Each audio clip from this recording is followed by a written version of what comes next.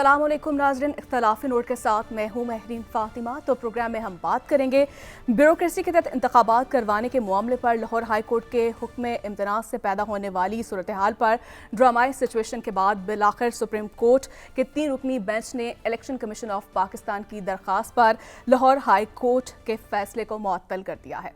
और तहरीरी फैसले में कहा गया कि लाहौर हाई कोर्ट ने इंतखाबी अमल को डिरेल किया है। डीआरओज़ और आरओज़ को खासतौर पर इंतखाबात के लिए तैनात नहीं किया गया और तैनात अफसरान पहले से बतौर इंतज़ामी ऑफिसर फ़राइज़ अंजाम दे रहे हैं और कोई भी जमहूरी अमल में खलल नहीं डालेगा। और इसके साथ साथ ही नोटिफिकेशन मुअत्तल करने के फैसले पर अमल दरामद रोकते हुए इलेक्शन कमीशन ऑफ पाकिस्तान को फौरी इंतखाबी शेड्यूल जारी करने का हुक्म भी दिया गया था। तो रात गए इलेक्शन कमीशन ऑफ पाकिस्तान की जानिब से इलेक्शन शेड्यूल भी जारी किया गया है और यकीनन अब इसमें कोई शक वाली बात नहीं, इंतखाबात 8 फरवरी को होंगे।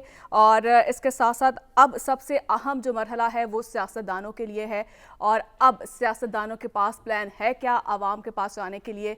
तो इसी पर अपने पैनलिस्ट की हम राय भी जानेंगे और साथ साथ से बात करूंगी। आदिल साहब, आपसे प्रोग्राम का मैं आगाज़ करूंगी। जिस तरह से कल हमने देखा लाइव समात के दौरान इलेक्शन कमीशन की जानिब से हमने देखा बड़े बैकफुट पर थे और एक जिस तरह से इलेक्शन कमीशन को कॉम्पिटेंट होना चाहिए था वैसे कॉम्पिटेंसी जो है वो दिखाई नहीं दी है।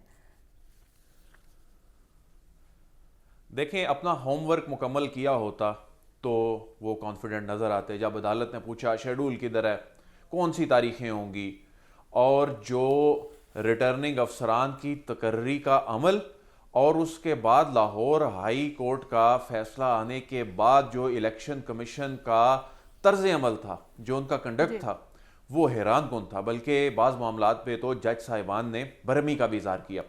ये जो बदमज़गी पैदा हुई और ये जो एक गैर यकीनी सूरत हाल पैदा हुई जिसे सुप्रीम कोर्ट ने ख़त्म कर दिया जनाब चीफ जस्टिस की बसीरत से और उनके अपने मौक़िफ़ पर खड़ा रहने से, ये जो बदगुमानी थी, ये एक जो इस हवाले से क्या सराइयाँ हो रही थी, ये ख़त्म हो गई। लेकिन ये सब कुछ हुआ क्यों, इसको देखने की ज़रूरत है। और ये वाकई अगर खुदा न खास्ता इसमें अगर चंद घंटे और गुजर जाते तो वाकई ये जमहूरियत को डीरेल करने की कोशिश थी। लेकिन ये हुआ क्यों जी? इलेक्शन कमीशन का ये काम था कि मुनासिब वक्त पर वो आला अदलिया से रब्ता करके, जो कि होता है तरीकाकार होता है, हम इसको रिपोर्ट करते हैं हमेशा हर इलेक्शन में, उनको दरख्वास्त इलेक्शन कमीशन या चीफ इलेक्शन कमिश्नर करते हैं और उनको कायल करते हैं। हर मरतबा अदलिया ये कहती है जी हमारे पास रिटर्निंग अफसरान जो हैं उनके लिए जुडिशल अफसरान नहीं है, हमारे पास केसेस की तादाद बहुत ज़्यादा है, इनको डिस्पोज करना है। लेकिन ये इलेक्शन कमीशन का काम होता है उनको कायल करना। इफ्तिखार चौधरी साहब के दौर में भी यही हुआ। ये 2009 की पॉलिसी में ये लिख दिया गया था, लेकिन उसके बावजूद उसके बाद 2 इलेक्शंस में अदलिया से आरोज लिए गए और उनका फ़ायदा ये होता है कि उनके जो बॉसेस होते हैं वो चीफ जस्टिस साहिबान होते हैं हाई कोर्ट्स के। उनके बॉसेस पॉलिटिकल बॉसेस नहीं होते, लेकिन जो ब्यूरोक्रेसी होती है वो डायरेक्टली इनडायरेक्टली ये जो बड़े करता धरता इलेक्टेबल्स वो किसी ना किसी तरीके से उनके अंडर उन्होंने काम किया होता है। यही वजह है कि इन पे उंगलियां उठती हैं, शकूक-ओ-शुबात उठते हैं।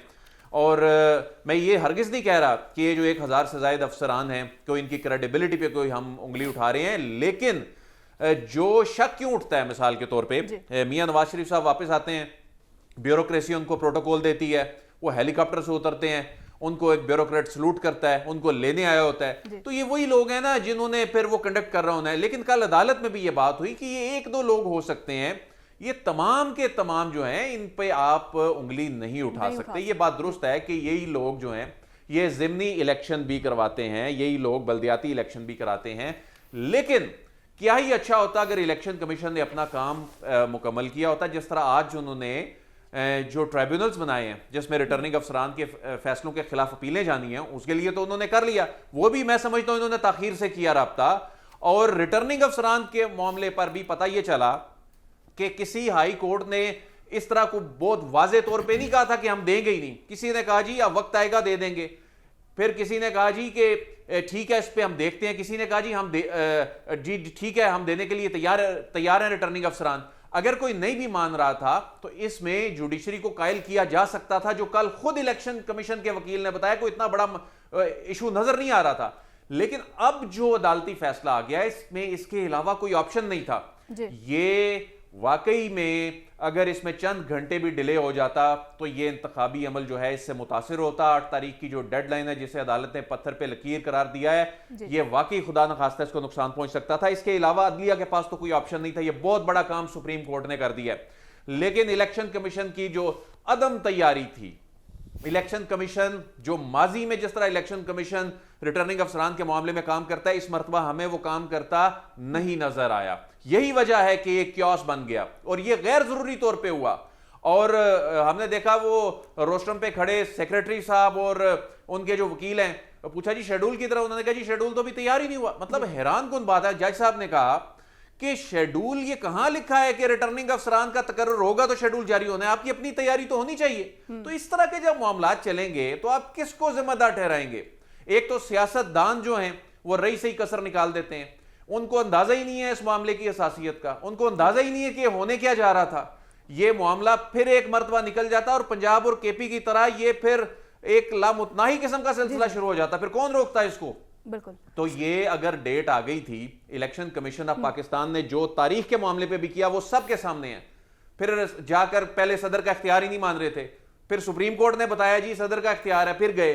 پھر یہ جو کل ملاقات ہوئی جو سینئر جج صاحبان سے, میں سمجھتا ہوں کہ قوم کو ان کا شکریہ ادا کرنا چاہیے کہ انہوں نے اس ملاقات میں بہت سی چیزیں جو ہیں وہ سامنے آئیں, جس کے بعد پھر انہوں نے جا کر اپیل دائر کی اور اس کے بعد یہ فیصلہ آیا. اور اب تمام بہانے, جو تمام رکاوٹیں ہیں وہ اعلیٰ عدلیہ کی جانب سے ختم کر دی گئی ہیں. اور ایک چیز میں یہ بھی بتا دوں کہ یہ جو کہا جا رہا ہے نا کہ یہ جو 2018 کے انتخابات ہیں یہ وہ بیوروکریسی نے کرائے تھے, یہ کچھ سیاستدانوں کی جانب سے کہا جا رہا ہے. یہ بالکل ایسا نہیں ہے. اس وقت جو ڈی آر اوز تھے وہ ڈسٹرکٹ اینڈ سیشن ججز تھے, اور دیکھیں نا ہمارے سیاستدان خود اس پولیٹیکل پروسیس کا حصہ تھے, جن کا کام ہے سیاست کرنا, الیکشن لڑنا. وہ پھر غلط بیانی سے کام لے رہے ہیں. پھر کسی نے کہا جی یہ تحریک انصاف نے دائر کر دی درخواست, الیکشن ملتوی کرانا چاہتی تھی. الیکشن ملتوی کرانے کا تو ان کی درخواست میں لکھا ہی نہیں تھا, لیکن اس درخواست کا امپیکٹ نیگیٹو ضرور آیا, اور وہ نیگیٹو امپیکٹ آنے کی ذمہ داری بھی میں سمجھتا ہوں اگر الیکشن کمیشن.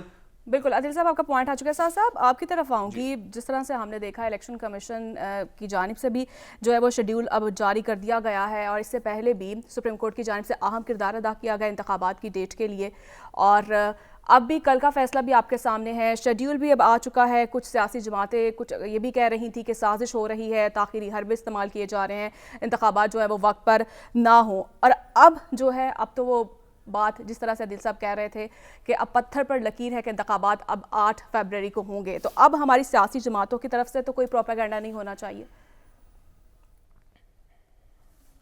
دیکھیے جس طرح جو مجھے بڑی خوشی ہوئی, میں عادل صاحب کی بات کو تھوڑا سا آگے بڑھانا چاہتا ہوں. جب آئین میں لکھا ہے تاریخ کیا ہوگی, تو آئین کی لکھی ہوئی چیز پتھر پہ لکیر نہیں. سپریم کورٹ کے ایک پہلے بینچ نے فیصلہ کیا, وہ پتھر پہ لکیر نہیں تھی. مجھے خوشی ہوئی کہ سپریم کورٹ کے اس بینچ کے یہ فیصلہ اور یہ تاریخ پتھر پہ لکیر ہے. کفر ٹوٹے خدا خدا کر کے جس بھی طریقے سے جمہوریت کا پروسیس آگے چلے اس کو سراہنا چاہیے. لیکن میں عادل صاحب کی بات کو مزید تھوڑا سا آگے بڑھاؤں, جو انہوں نے شکریہ ادا کیا عدالت کا بھی اور باقی بھی سب کا کہ انہوں نے اتنی ضروری چیز کو ٹیک آن کیا. میرا خیال ہے کہ شکریہ صرف یہاں نہیں ختم ہوتا, اس سے تھوڑا سا زیادہ شکریہ ادا کرنا چاہیے, کیونکہ 2-3 چیزیں اور بھی اس پیریڈ کے اندر ڈیسائیڈ ہوئیں. ایک تو یہ بات ڈیسائیڈ ہو گئی اب کے بعد, جیسے کہ عادل صاحب نے فرمایا کہ اب سے پہلے 2000 آنورڈز جتنے بھی الیکشنز ہوئے ہیں, ہم ویسے تو 85 تک سے آنورڈز جتنے بھی الیکشنز ہوئے ہیں, اس کے اندر یہ ایزیوم کیا گیا کہ جو جوڈیشل آفیسرز ہیں وہ ریٹرننگ افسر ہوں گے تو انڈیپینڈنٹ ہوں گے, اور اسی لیے انٹرم گورنمنٹس کو جو ریٹرننگ آفیسرز نہیں دیے گئے.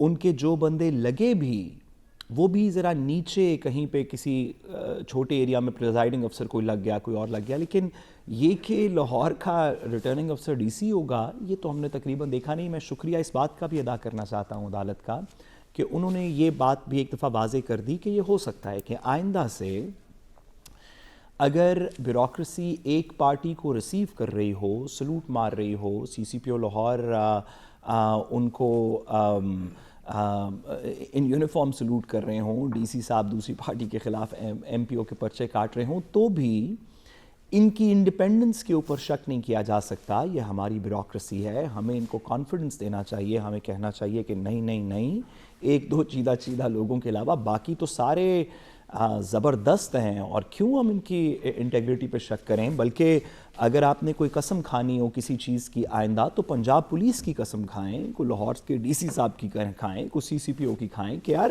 اتنے انڈیپینڈنٹ لوگ بھی تو موجود ہیں. مجھے خوشی ہوئی ہے, میں شکریہ ادا کرنا چاہتا ہوں, آئی تھنک ہم سب کو کرنا چاہیے اس چیز کا بھی, کہ عدالت نے اس بات کو بھی واضح کر دیا کہ یہ کوئی بڑی بات نہیں ہے, اس طرح کے بیوروکریٹس کے نیچے الیکشنز ہو سکتے ہیں. دوسری بات یہ بھی کہ شکریہ میرا خیال ہے اس بات کا بھی بنتا ہے کہ انہوں نے یہ بھی واضح کر دیا کہ ایک فری اینڈ فیئر الیکشن ہوگا, جس کے اندر یہ جو متعلقہ سٹیک ہولڈرز ہیں, یہ الیکشن کمیشن, یہ اسکیڈول, یہ ریٹرننگ افسران, یہ الیکشن کروائیں گے, تو وہ جمہوریت کا ایک پروسیس ہوگا. اس کے اندر کسی کو کیا دو رائے ہو سکتی ہیں, تھوڑی تاریخ اوپر نیچے ہو گئی, وہ تو چلیں اب ایک ماضی کا حصہ ہے, لیکن ورنہ تو اس سے جمہوری عمل کیا ہوگا جو اس وقت ہو رہا ہے. بیلنسڈ ایک سب لوگوں کے لیے پولیٹیکل فیلڈ ہے, دلوں کے وزیر اعظم ہر بندے سے گفتگو کر سکتے ہیں, شرپسند عناصر کو ہم نے ایک طریقے سے کسی طریقے ہولڈ کیا ہوا ہے. اس سے فری اینڈ فیئر کیا انوائرمنٹ ہو سکتی ہے؟ تو ان تمام چیزوں کو پرووائڈ کرنے کا میرا خیال ہے شکریہ ادا کرنا چاہیے. عدیل صاحب نے جو شکریہ کیا وہ کافی نہیں تھا. ٹھیک ہے صاحب. حسن صاحب, اب جس طرح سے انتخابی شیڈول آنے کے بعد اب اصل امتحان شروع ہوتا ہے ہمارے سیاستدانوں کا, ہماری سیاسی پارٹیوں کا. عوام کے پاس جانے کے لیے کیا پلان ہے, اور عوام کی نظر میں مقبولیت اور قبولیت کا پیمانہ اب کیا ہوگا؟ دیکھیں, نہ تو قبولیت اور مقبولیت کی بات ہو رہی ہے, بلکہ آپ یہ سارا معاملہ دیکھیں جس پر بحث چھڑی ہے کہ الیکشن بر وقت ہونے پر, جس طرح عدیل صاحب کہہ رہے تھے, بہت بڑے بحران سے بچا لیا. تو میں صرف یہ پوچھنا چاہ رہا ہوں عدیل ورائش صاحب سے کہ اتنے بڑے بحران سے بچا لیا, تو کیا اگر صاف, شفاف اور میرٹ پر انتخابات یقینی نہیں بنائے جاتے تو پھر کتنا بڑا بحران سامنے آ سکتا ہے؟ اس پر بھی اور حسن بر وقت کا کیا مطلب ہے؟ بر وقت الیکشنز ہوں گے, دیکھیں وہ اس کا کیا مطلب ہے؟ وہ کہہ رہے ہیں نا کہ بر وقت انتخابات, بر وقت آئین کے مطابق جو ہونے تھے وہ تو نہیں ہوئے. اب وہ کون سے بر وقت کی بات کر رہے ہیں؟ اب وہ کون سے کہہ رہے ہیں کہ فلاں مخصوص ٹائم پر انتخابات ہوں گے؟ چلیں الیکشن ہونے جا رہے ہیں 8 فروری کو. بالکل ہو رہے ہیں, اب تو ہم اس کی تو بات کر ہی نہیں. اب اس میں کوئی بھی شکوک و شبہات کی بات نہیں رہتی. میں تو یہ سوال اٹھا رہا ہوں کہ کیا چیف جسٹس صاحب اور عدلیہ اس پر بھی تھوڑی سی جو ہے وہ ملوز خاطر اس بات کو بھی رکھ لیں کہ مہربانی فرمائیں کہ صاف شفاف انتخابات کو بھی یقینی بنائیں. دیکھیں, جو پی ٹی آئی کی ریٹ جو ان کی طرف سے درخواست دائر ہوئی تھی وہ بہت اہم تھی, اس کو نظر انداز نہیں کیا جا سکتا. وہ کہتے ہیں کہ ہمیں بیوروکریسی پر اعتماد نہیں. کون سی بیوروکریسی پر؟ جو 16 ماہ کی حکومت میں, یعنی آپ دیکھیں یہ جو مسلم لیگ نون ہے, پاکستان پیپلز پارٹی ہے اور دیگر جو اتحادی جماعتیں جو تقریباً طاقت کے حصے دار ہی رہیں گزشتہ, ہم نے تقریباً ہم دیکھ رہے ہیں 1.5-2 سال سے, انہوں نے جو نگران حکومتوں میں بھی ان کے ہیں, فواد حسن فواد صاحب کون ہیں, احد چیمہ صاحب کون ہیں, کوئی یہ غیر جانبدار شخصیت لگے ہیں. آپ کو نہیں اندازہ کہ اینٹی کرپشن پنجاب کیا کر رہی ہے, نیب کیا کر رہی ہے, پولیس کیا کر رہی ہے؟ یہ کسی سے ڈھکے چھپے باتیں ہیں. بیوروکریسی کتنے ایم پی او کے تحت انہوں نے نکالے, میں دیکھ رہا تھا 2500 ایم پی او کے آرڈرز نکالے 2500 افراد کے حوالے سے, 2218 صرف 15 مئی کو نکالے تھے, 3500 سے 4000 افراد گرفتار کیے گئے. مانا سانیہ 9 مئی کے ملزمان تھے گرفتار کیے, بالکل کیے. تو کیا یہی بیوروکریسی صاف شفاف انتخابات کروا سکتی ہے؟ جس پر وہ پی ٹی آئی والے سوالات اٹھاتے ہیں, ان کا بھی سوال ہے, میں اس کو بھی نظر انداز نہیں کیا جا سکتا. ایک انتہائی اہم چند افراد کی وجہ سے تو آپ نہیں اس طرح سے سوالات اٹھا سکتے نا. دیکھیں, ایک وہ پارٹی جس کی گراؤنڈ لیول پر ابھی بھی پوزیشن بڑی سٹرونگ ہے, جس کو ہم آخری الیکشن کون سا 2018, اب 2018 کی الیکشن کو دیکھیں نا, اس وقت تو سب سے بڑی جماعت تو وہی تھی پاکستان تحریک انصاف. اور آج اگر الیکشن ہوتے ہیں, مان لیا مسلم لیگ نون ہے, تو ہم پھر اس کو آگے لے کے چلیں گے. تو آپ اس کو کیسے گراؤنڈ سے جو ہے وہ آؤٹ کرنے کے بعد انتخابات کی بات کر سکتے ہیں؟ اس کو بھی اسی طرح حقوق دیے جائیں. جب ان کے سوالات ہیں تو ان کا بھی جائزہ لینا چاہیے ان کو بھی نظر انداز نہیں کیا جا سکتا.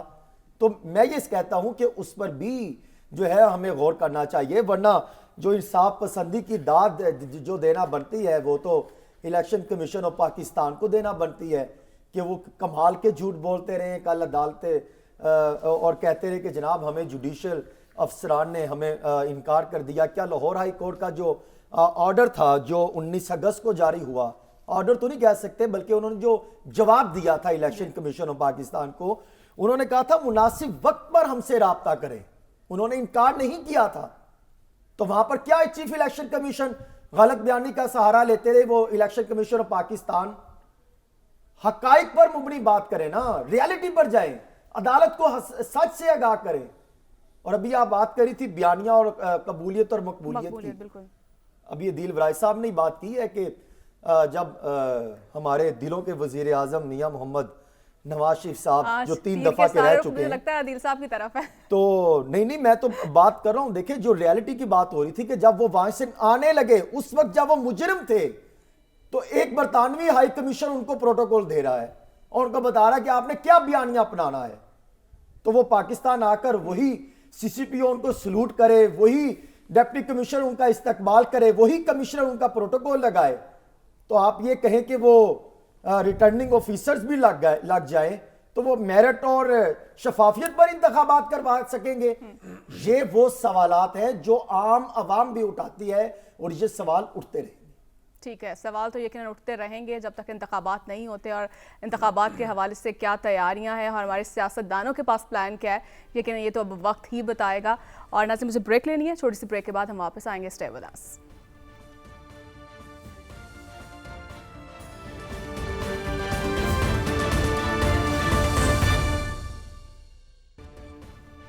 ویلکم بیک ناظرین. بریک سے پہلے ہم بات کر رہے تھے بیوروکریسی کی شفافیت اور سیاسی وفاداری کی, تو ایسے میں نگران حکومت کی سیاسی وفاداریوں کا بھی بہت تذکرہ ہو رہا ہے. ہواؤں کا رخ کس سیاسی جماعت کی طرف ہے اس سے اندازہ آسانی سے لگایا جا سکتا ہے, کیونکہ نگران وزیر داخلہ سرفراز بھگٹی عہدے سے مستعفی ہو گئے ہیں اور ذرائع کے مطابق یہ دعویٰ کیا جا رہا ہے کہ وہ نون لیگ کی طرف سے الیکشن لڑیں گے. تو اس کے ساتھ ساتھ ہی نواز شریف صاحب کی واپسی کے بعد نون لیگ میں اندرونی اختلافات ختم ہونے کے بھی باتیں کی جا رہی تھی, دعوے کیے جا رہے تھے. ایسے میں ہی خیبر پختونخوا سے سابق گورنر مہتاب عباسی کا نون لیگ سے علیحدگی کا فیصلہ پارٹی کے لیے یقیناً ایک بڑا دھچکا ضرور ہے, کیونکہ انہوں نے فیصلہ کیا ہے آزاد حیثیت میں وہ اب الیکشن لڑیں گے. اور اس کے ساتھ ساتھ نون لیگ کی اگر بات کی جائے تو ٹکٹوں کے معاملے پر بھی کافی اختلافات تھے نون لیگ کے اندرون میں, اور آئی پی پی اور کاف لیگ سے سیٹ ایڈجسٹمنٹ پر بھی پارٹی کے تحفظات ہیں. سر صاحب آپ کی طرف آؤں گی, کیا دیکھ رہے ہیں آپ کہ دوسری پارٹیوں کے ساتھ سیٹ ایڈجسٹمنٹ نون لیگ کی اس وقت ضرورت ہے یا پھر مجبوری بن چکی ہے اب؟ نہیں میں تو نواز شریف صاحب جو ہمارے دلوں کے وزیر اعظم ہیں ان کی بات پہ کبھی یقین لا چکا ہوں کہ نون لیگ تو 2/3 میجورٹی جیتنے والی ہے, کیا سیٹ ایڈجسٹمنٹ کی ضرورت ہے؟ وہ کر اس لیے رہے ہیں کیونکہ نواز شریف صاحب ایک بہت بڑے دل کے آدمی ہیں جو چاہتے ہیں کہ سب لوگوں کو ساتھ لے کے چلیں. ورنہ تو آپ جانتی ہیں, آپ کوئی سروے اٹھا کے دیکھ لیں, آپ کسی شخص سے بازار میں جا کے پوچھ لیں, آپ اپنے ساتھ حسن رضا صاحب بیٹھے ہیں وہ مارکیٹ میں بہت گھومتے ہیں تو ان کو پتہ ہوگا, آپ ان سے پوچھ لیں, کسی چیز سے تصدیق کر لیں. تو اس کے اندر کیا دو رائے ہیں کہ 2/3 میجورٹی تو نواز شریف صاحب کے لیے اب ایک رستے کی خاک کی طرح بن گئی ہے. وہ تو 3/4 4th 5th ہو سکتا ہے, 100 میں سے اگر تھوڑی سی زیادہ سیٹیں لے جائیں تو بھی ہمیں کوئی وہ نہیں, پریشان نہیں ہونا چاہیے, کیونکہ ہم جیسے لوگ جو کہ ان کی امید پاکستان فلائٹ کے ساتھ اس ملک میں ہمارے جذبات بھی آ رہے تھے, ہم تو ہو سکتا ہے ایک کی جگہ 2 ووٹ ڈالیں جا کے.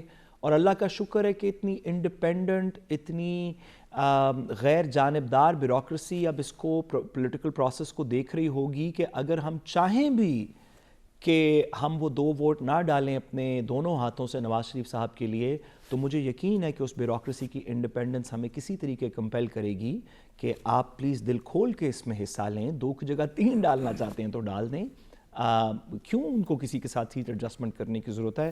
مجھے یہ بات نہیں سمجھ آتی. میرا تو خیال ہے کہ وہ 100 سے زیادہ سیٹیں جیت رہے ہیں 100 میں سے. ٹھیک ہے. تو ناظرین وہیں IPOB میں بھی بڑے بڑے سیاسی نام شامل ہو رہے ہیں اور جہانگیر ترین صاحب نے آج پریس کانفرنس کی ہے لاہور میں. انہوں نے کچھ تذکرہ کیا ہے کہ کسی قسم کی جو ہے وہ قربانی نہیں دیں گے. کیا انہوں نے گفتگو کی ہے پہلے وہ سن لیتے ہیں. عادل صاحب آپ کی طرف آؤں گی. جہانگیر ترین صاحب کیا کہنا چاہ رہے ہیں کہ کسی قسم کی ہم قربانی نہیں دیں گے؟ کس قربانی کی بات کر رہے ہیں؟ دیکھیں سب سے پہلے تو میں ایک ایشو جو آپ کے جب سیکنڈ چنک آپ نے اوپن کیا تو انٹرو میں تھا کہ یہ سرفراز بگٹی صاحب سے متعلق یہ بڑا حیران کن ہے. میں تو بلکہ ساتھ صاحب سے یہ سمجھنا چاہوں گا پہلے کہ آئین کا آرٹیکل 224(1) جو ہے اس میں تو یہ واضح طور پہ لکھا ہے کہ جب کوئی کیئر ٹیکر جو کیبنٹ ہے اس کا کوئی ممبر یا ان کا امیجیٹ فیملی ممبر اور اس کو بھی انہوں نے ڈسکرائب کیا ہے کہ اس کا مطلب کیا ہے امیجیٹ فیملی ممبر, وہ جو سبسیکوینٹ الیکشن ہوگا اس میں وہ حصہ نہیں لے سکیں گے.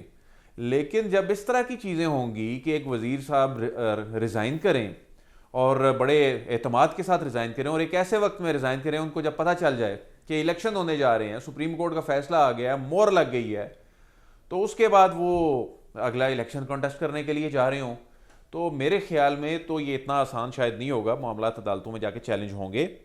اور اس کے بعد خبریں ایسی آ رہی ہوں کہ نون لیگ کا ٹکٹ بھی لینا ہے, تو پھر یہ ہمارے سیاستدان اور یہ جو نگران ایون جو بیٹھے ہوئے ہیں یہ خود اس معاملے کو متنازع کر رہے ہیں. پھر آپ کسی اور سے کیا توقع کرتے ہیں کہ آپ تو خود جمہوریت کے دشمن بنے ہوئے ہیں, اس کی اسپرٹ جو ہے آپ اس پہ ہی پورا نہیں اتر رہے. آئین میں ایک چیز واضح لکھی ہوئی ہے اور آپ چیزوں کو خود مذاق بنا رہے ہیں. اس کے بعد پھر آپ کہیں کہ جی سوالات نہ اٹھائیں, پھر آپ کہیں جی جو سٹیبلٹی آنی چاہیے ملک میں.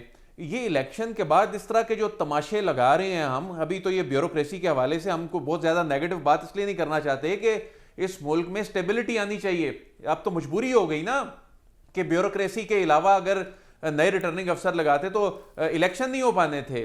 لیکن یہ جن لوگوں نے کیا, یعنی الیکشن کمیشن آف پاکستان نے کیا, اور اس کے بعد نگران جو کچھ کر رہے ہیں اور جو نگران کیبنٹ میں بیٹھے ہوئے لوگ ہیں جن کی ماضی میں افیلیشنز نہیں ہیں, یہ کیس کیوں کرنے پڑے الیکشن کمیشن میں کہ جی ان کی افیلیشنز رہی ہیں, یہ ان کے بالکل قریبی ساتھی رہے ہیں, یہ کابینہ میں بیٹھے ہوئے ہیں, ان کو خود ہی چھوڑ جانا چاہیے تھا. تو یہ لوگ عہدوں کے لالچی کیوں بنے ہوئے ہیں, کیوں پورے نظام کو یہ متنازع کر رہے ہیں؟ جب آپ اس نظام سے عوام کا اعتماد ہی اٹھا دیں گے. اور یہ دیکھیں دو ادارے ہیں, ایک الیکشن کمیشن آف پاکستان اور دوسری ہے نگران حکومت. اگر یہ شفاف الیکشن نہیں بھی کرا سکتے خدا نہ خواستہ, تو ان کو کم از کم ایسا کوئی دکھاوا ہی کر لینا چاہیے. یہ تو دکھاوا بھی نہیں کر پا رہے کہ شفاف انتخابات کے لیے جو لیول پلینگ فیلڈ کے سوالات اٹھ رہے ہیں ان کو ایڈریس کرنا ہے. اور پنجاب کی حکومت انڈیپینڈنٹ نہیں ہے, انٹرم, آپ کیسی باتیں کر رہی ہیں؟ ذرا سوچ کے جواب دیجیے گا, ایسے ہی نہ دے دیجیے گا. نہیں, میں تو سرفراز بگٹی صاحب کی میں تو بات کر رہا ہوں نا. آپ اس کو دیکھیں, آئینی طور پہ دیکھیں, آپ اس آرٹیکل کو نکال کے پڑھیں, اس میں کیا لکھا ہے. لیکن کہنے کا مطلب ہے کہ وہ جس دھڑلے کے ساتھ ریزائن کر کے گئے ہیں اور جنرل الیکشن کانٹیسٹ کرنے جا رہے ہیں, تو میں تو انتخابات کی بات کی صورتحال جس کے لیے ہم دعا گو ہیں کہ یہ سیاسی غیر یقینی صورتحال ختم ہونی چاہیے. اب ملک اس کا متحمل نہیں ہو سکتا, لیکن وہ اس طرح ختم ہوگی. حکومت کا نمائندہ جو اس طرح سے وہ استعفیٰ دے کر الیکشن لڑ سکتا ہے, آئین اور قانون کیا کہتا ہے اس پر؟ میں عدیل صاحب کے سوال کا صرف اتنا ہی جواب, جو عدیل صاحب کا کانسٹیٹیوشنل سوال ہے کہ آرٹیکل 234 کے اندر یہ لکھا ہوا ہے, میں اس کا صرف اتنا ہی جواب دوں گا کہ عدیل صاحب جو شق پڑھ رہے ہیں آئین کی, اسی آئین کے اسی چیپٹر میں 2 شقیں پہلے یہ لکھا ہوا ہے کہ 90 دن میں الیکشن ہوں گے. اس سے زیادہ جواب دینے سے میں قاصر ہوں. کمال ہے, سارا کچھ جواب دے دیا ہے. چلیں 90 دن میں الیکشن تو ساتھ صاحب چلیں, اس میں وہ کہتے ہیں جی یہ توجیہ پیش کرتے ہیں کہ 90 دن میں الیکشن اس لیے نہیں کرائے, حلقہ بندیاں ہونی تھی, وہ بھی آئین میں لکھا ہے کہ جب نئی مردم شماری ہو جاتی ہے تو اس میں مجبوری بن جاتی ہے. یہ مان لیتے ہیں, چلیں اتنا تو مارجن دے دینا. لیکن ایک چیز واضح طور پہ لکھی ہے, میرا پوائنٹ آف ویو صرف یہ ہے کہ الیکشن کمیشن آف پاکستان اور نگران, ان کا کام ہے کہ شفاف انتخابات کرانا, اس کے لیے اپنا کردار ادا کرنا, اور یہ ان کی آئینی پاورز ہیں. इलेक्शन कमीशन कोशिश कर रहा होगा शफाफ इंतखाबात के हवाले से, लेकिन इस तरह की परसेप्शन बन क्यों रही है? इस परसेप्शन को जी आदिल साहब का पॉइंट आ चुका है, मैंने हसन साहब की जानिब चला। हसन साहब, जिस तरह से हम देख रहे हैं तमाम सियासी जमातें एक दूसरे के ऊपर इल्ज़ामात लगा रही हैं। पीपल्स पार्टी पहले भी कहती है कि निगरान हुकूमत में नून लीग के लोग शामिल हैं। कुछ देर पहले शाज़िया मरी साहब गुफ्तगू कर रही थी, वो कह रही थी कि जिस तरह से पंजाब में मनपसंद ट्रांसफ़र और पोस्टिंग की जा रही है, हमें पंजाब में लेवल प्लेइंग फील्ड नहीं मिल रही। क्या वाकई निगरान हुकूमत में सियासी जमातों के असर रसूख को जो है वो तक़वियत मिल रही है? कोई एक और आप उनका बयान भूल गई हैं जिसमें वो कह रही हैं कि जिस तरह हमने सिंध में तरक्की की, पूरे पाकिस्तान में तरक्की का जाल बिछाना चाहते हैं। अल्लाह ताला माफ़ करे, जिस तरह के करप्शन के स्कैंडल सिंध में निकले, कराची में निकले, उस तरह के स्कैंडल पाकिस्तान में ना निकले। वो भी किसी से ढके छुपे नहीं है कि करप्शन के कारखाने, लूट मार के कारखाने, हम कहानियाँ नहीं सुनते, हम अफसाने नहीं सुनते या देखते या पढ़ते या फिल्में नहीं देखते, बल्कि ये ग्राउंड रियलिटीज़ हैं जो नैब में पड़े हैं, एंटी करप्शन की अदालतों में पड़े हैं और दीगर अदालतों में इस तरह के डॉक्यूमेंट्स पड़े हैं जो कभी नज़रअंदाज नहीं किए जा सकते। रही बात इसकी जिसकी आप बात कर रही हैं निगरान हुकूमतों की, देखिए जो सवाल उठाते हैं वो जायज़ तो हैं। फवाद पर इल्ज़ाम लगता है, वो प्रिंसिपल सेक्रेटरी रहे नवाज शरीफ साहब के। आज चीमा साहब पर इल्ज़ाम लगता है, वो शहबाज शरीफ साहब के दौर में रहे 16 माह की हुकूमत में। अब फिर वो हुकूमत में हैं, फिर एस्टेब्लिशमेंट डिवीजन को कंट्रोल कर रहे हैं जिसमें तमाम ऑफिसर्स आते हैं। अभी भी उनका असर सुख चलता है, तमाम सूबों में, फेडरल में, पंजाब में डायरेक्शनें देते हैं मुबैना तौर पे। तो उनके एतराज़ात तो किसी हद तक दुरुस्त तो तस्वुर किए जा सकते हैं, क्योंकि तासुर यही मिलता है कि वही अफराद जो मुस्लिम लीग नून के साथ अटैच थे वो आज अहम ओहदों पर हैं, उनको कहीं ना कहीं फ़ायदे पहुंचा रहे हैं। लेकिन मसला ये है कि उनके साथ साथ क्या पार्टियों के अंदर के मामला बेहतर हो गए, जिसकी तरफ आप लेकर जा रही थी कि सीट एडजस्टमेंट के मामला, उनके टिकट के मामला, वहाँ पर भी तो एक पंडोरा बॉक्स खुले हैं ना, वो भी तो ख़त्म नहीं हो रहे। इलेक्टेबल्स आपने शामिल कर लिए, जिन्होंने दिन रात मेहनत की पार्टी के लिए, उनको आपने नज़रअंदाज करना शुरू कर दिया। और फिर आईपीपी जिस जगह पर इंतखाबात लड़ने की ख्वाहिश का इजहार कर रही कि वहाँ पर सीट एडजस्टमेंट हो, वहाँ पर वो उनको लाना नहीं चाहते। अगर कहीं और से वो खड़े होते हैं तो वहाँ पर वो जीत नहीं सकते। हालात तो इस हद तक आए हुए हैं और एक दूसरे पर इल्ज़ामात आयद किए जा रहे हैं। देखिए, ये अवाम को कीड़े मुकर्रे बनाकर उनके साथ मजाक करने की एक और साजिश की जा रही है। हकाइक को रियलिटी से दूर रखा जा रहा है। मैं बार बार इस बात की तरफ आता हूं कि हकाइक को सामने रखते हुए अवाम को जो है बताया जाए, माजी की घटिया और गंदी फसल काटे बगैर आप मुस्तकबिल का अवाम को नक्शा नहीं दिखा सकते। ठीक है, इसके साथ ही नाज़रीन मुझे ब्रेक लेनी है, तो ब्रेक के बाद हम बात करेंगे। आज 16 दिसंबर है और दो अहम सानियात पर बात करेंगे। एक छोटी सी ब्रेक के बाद स्टे विद अस।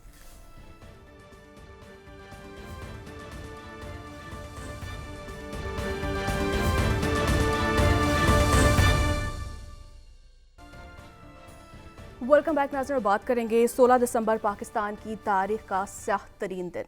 स्कूदर ढाका को 52 बरस, जबकि पाकिस्तान के मुस्तकबिल के मेमारों की 9वीं बरसी मनाई जा रही है।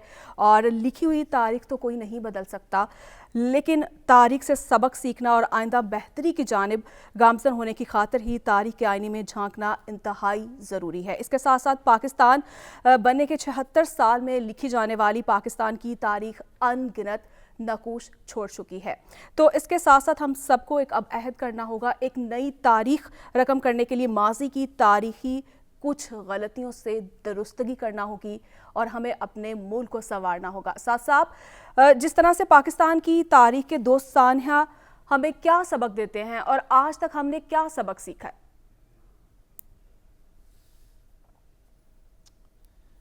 देखिए, 71 का सानहा जो है उसको तो मैंने सिर्फ तारीख़ के अंदर पढ़ा है, हमने सिर्फ तारीख़ में पढ़ा है। लेकिन इस वक्त मेरा ख़्याल है हमारे सुनने वालों में से कोई भी ऐसा नहीं होगा जिसे 16 दिसंबर APS पेशावर वाली याद नहीं। मैं आपको बताऊं कि आगे पीछे हम कुछ मजाक भी कर लेते हैं, कुछ चीज़ों को देख के दूसरी तरफ आँख भी पलटनी पड़ती है, कुछ चीज़ें बात हो जाती है, कुछ चीज़ें हम सब बात करने से सहम जाते हैं, कुछ चीज़ों को, कुछ पॉलिटिकल आइडियोलॉजीज़ को, कुछ जुडिशल फ़ैसलों को हम वक्त की वजह से खामोश हो जाते हैं, कुछ सपोर्ट कर देते हैं। لیکن جب اس طرح کا دن آئے APS پشاور جیسا، 16 دسمبر دن ہو 71 کسانے جیسا، تو آپ کو اس بات کا احساس ہوتا ہے ایک دفعہ پھر سے کہ یہی وقت ہے سچ بولنے کا، یہی وقت ہے حق کو حق اور باطل کو باطل کہنے کا، روشن کو روشن اور تاریک کو تاریک کہنے کا۔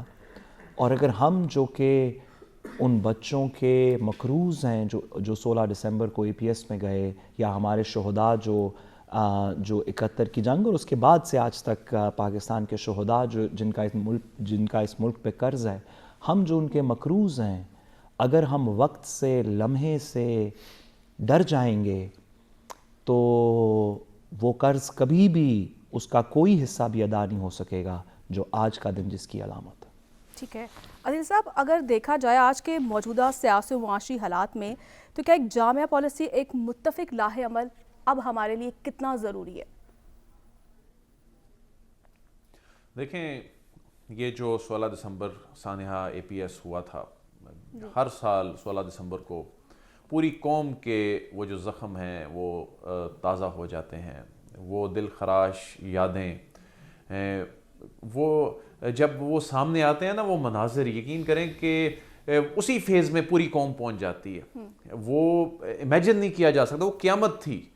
اس کے بعد پھر ہمارے ریاستی سطح پر قوم ساری جب اکٹھی ہوئی اور ریاستی سطح پر بڑے فیصلے ہوئے، پولیٹیشنز جو ہیں انہوں نے بڑے فیصلے کیے، ریاست نے بڑے فیصلے کیے، نیشنل ایکشن پلان بنا، ہم نے دیکھا کہ اس کے بعد چیزوں کو جس انداز میں لے کر چلنا چاہیے تھا اس میں بھی پھر پالیٹکس آ گئی، اس میں بھی اس طرح سے چیزیں امپلیمنٹ نہیں ہوئیں، بہت سے گرے ایریاز رہ گئے تھے، بہت سے اس وقت کے ہنگامی فیصلے تھے، قانون سازی ہوئی، دہشت گردوں کو جو ہے وہ پھانسیاں لگیں، جہنم واصل ہوئے، کورٹس بنی، نیشنل ایکشن پلان بنا، اس کی تسلسل میں ابھی بھی ہم سنتے ہیں کبھی کبھی چیزیں جو ہیں وہ فالو اپ میں ہوتی ہیں، لیکن ابھی کرنے کو بہت کچھ ہے۔ یہ جنگ جو ہے یہ جاری ہے، اور اسعد صاحب نے بالکل ٹھیک کہا کہ ہم ان بچوں کے اور ان کے لواحقین کے ہم مقروض ہیں، اور ہے تو تاریخ کو کتنا اب ہمیں جو ہے آپ کو لگتا ہے کہ کتنا ضروری ہے درست کرنا؟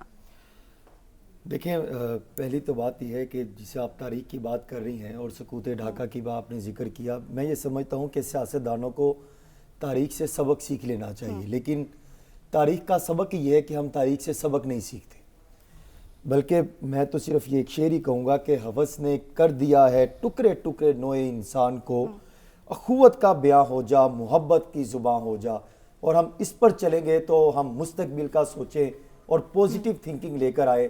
سیاستدان بھی جو ہے وہ تفریق اور تقسیم کے معاملات ختم کرتے ہوئے پوزیٹیو اینگل میں سوچیں، اور یہ جو بات ہو رہی تھی ثانیہ 16 دسمبر کی، کہ میں یہ کہنا چاہتا ہوں کہ پرامن پاکستان کی بنیادوں میں ان بچوں کا خون شامل ہے، جس کو ہمیں کبھی بھلانا نہیں چاہیے، کوئی شک والی بات نہیں بھلانا چاہیے۔ اب ہم سب کو تاریخ سے سیکھنے کی بھی ضرورت ہے۔ تو ناظرین، اس کے ساتھ مجھے اجازت دیجیے، کل پھر آپ سے ملاقات ہوگی اللہ نے کے بعد۔